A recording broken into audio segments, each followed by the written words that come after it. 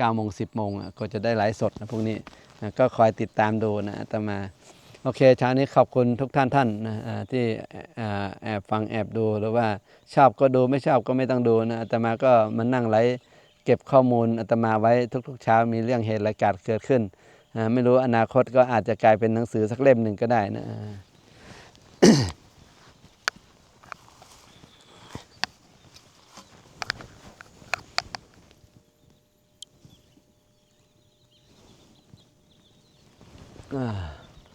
นี่อันนี้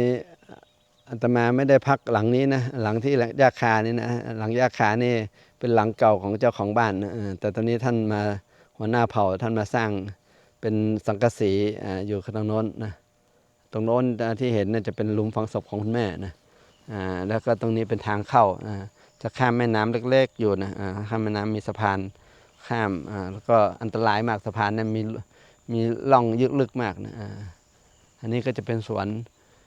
ถ้าดูในหุบเขาข้างล่างรวมไปถึงนี่น่าจะประมาณอยู่เกือบ1,000 ไร่นะเพราะว่าถ้ามีแรงถางเท่าไหร่ก็ถางได้ไปนะที่จริงนี่มันน่าจะนิมนต์หลวงพ่อสิ้นคิดมาอยู่ที่นี่นะเพราะว่า